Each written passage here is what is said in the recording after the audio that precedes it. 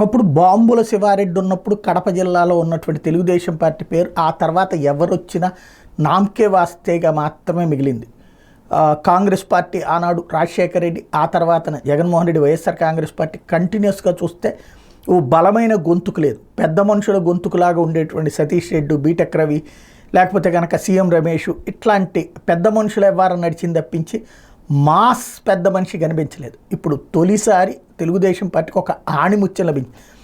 ఆడపిల్ల అద్భుతంగా ఆవేశపూరితంగా మాట్లాడగలదు, చెక్ పెట్టగలదు, ఎత్తుకి పై ఎత్తేయగలదు, వ్యూహాలకి ప్రతివ్యూహం పన్నగలదు, దెబ్బకి దెబ్బ తీయగలదు, బలమైనటువంటి వాయిస్ ఉన్నటువంటి అమ్మాయి ఇప్పుడు వాళ్ళకి ఒక గిఫ్ట్గా దొరికిందని చెప్పాలి. ఇప్పటిదాకా కడప అంటే ముస్లింలకి మాత్రమే సీట్ ఇచ్చేటటువంటి కల్చర్ని పక్కన పెట్టి హిందూకి సీట్ ఇస్తే ఆ అమ్మాయి చక్కటి అద్భుతమైనటువంటి ప్రతిభను ప్రదర్శిస్తుంది, పాయింట్ని కరెక్ట్గా రైట్ చేస్తుంది. వాస్తవంగా నాకు ఊహ తెలిసినప్పటి నుంచి కూడా, నేను జర్నలిజం ప్రారంభించినప్పటి నుంచి ఎప్పుడు కూడా మేయర్లు వేదిక మీద కూర్చున్నటువంటి సందర్భంలో ఎదురుగుండా ఉన్నటువంటి సీట్లలో ఎమ్మెల్యేలకి ఫస్ట్ రో ఇస్తాం ఖచ్చితం.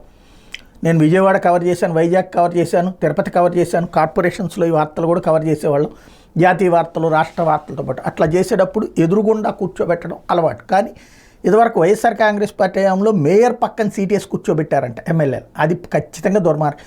ఇప్పుడు వాళ్ళకు కూర్చోబెట్టినప్పుడు నన్ను ఎందుకు కూర్చోబెట్టరని చెప్పేసి మేయర్ని నిలదీయడంతో పాటుగా మహిళా కార్పొరేటర్లను ముందు పెట్టి ఆవిడ చేసినటువంటిది నభూతో నభవిష్యతి ఆట ఎలా ఆడాలో ఆడి చూపించింది.